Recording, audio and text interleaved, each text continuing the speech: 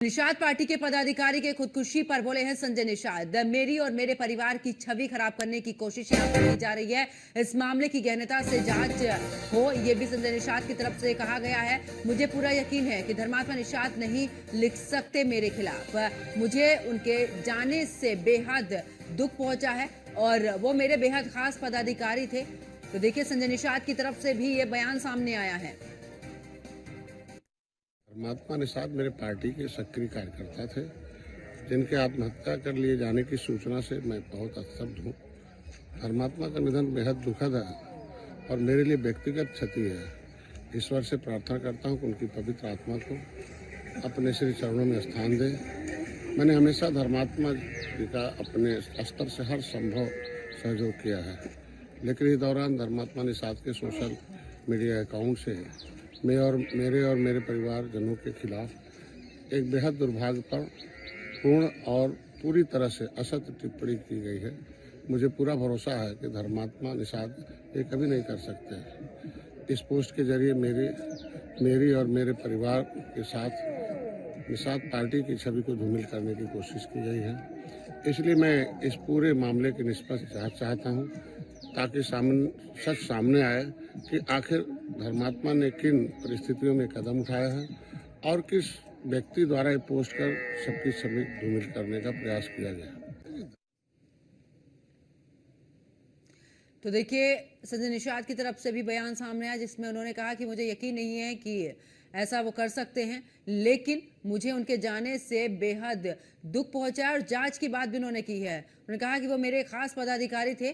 अगर इस तरीके के आरोप लग रहे हैं तो बिल्कुल इस तरीके से जांच होनी चाहिए। मुझे और मेरे परिवार को बदनाम करने की कोशिश यहाँ पर की जा रही है।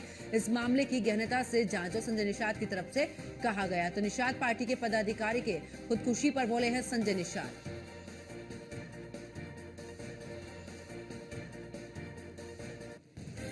और ज्यादा जानकारी के लिए हमारे संवाददाता एसके वाजपेयी हमारे साथ में जुड़ चुके हैं। एसके, देखिए, जिस तरीके से सुसाइड नोट सोशल मीडिया पर वायरल हो रहा है और ऐसे में अब संजय निषाद की तरफ से भी कहा जा रहा है कि अगर मेरे परिवार को यहाँ पर बदनाम करने की कोशिश की जा रही है, मुझे बदनाम करने की कोशिश की जा रही है, अगर इस तरीके के आरोप लग रहे हैं तो इसकी जांच होनी चाहिए।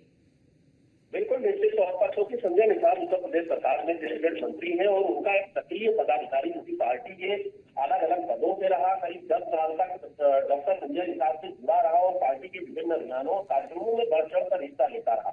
हालांकि उसने एक लंबा चौड़ा सोशल मीडिया पर सुसाइड नोट लिखा, जिसके बाद उसने आत्महत्या कर ली। हालांकि इस पूरे मामले को लेकर परिजनों की तरफ से भी गंभीर आरोप लगाए जा रहे हैं। उत्तर प्रदेश सरकार के कैबिनेट मंत्री संजय निषाद पर कार्रवाई की मांग की जा रही है। हालांकि इस मामले में संजय निषाद की तरफ से भी एक वीडियो जारी किया गया है, जिसमें वो ये कह रहे हैं कि पूरे मामले की निष्पक्ष जांच होनी चाहिए, क्योंकि उनको इस पूरे मामले में कहीं न कहीं उनकी छवि खराब की जा रही है। उनको और उनके परिवार के लोगों पर जो आरोप लगाए जा रहे हैं वो गलत है, निराधार है।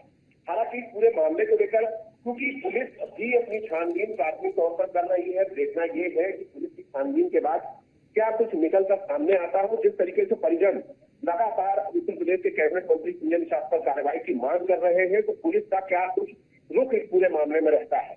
निश्चित तौर पर मामला काफी संवेदनशील है, क्योंकि सुसाइड नोट सोशल मीडिया पर उपलब्ध है और बड़े पैमाने पर जो मृतक युवक है उसके समर्थक संजय निषाद पर कार्रवाई की मांग कर रहे हैं। चलिए, बहुत बहुत शुक्रिया एसके वाजपेयी हमारे साथ जुड़ने के लिए, तमाम जानकारी साझा करने के लिए।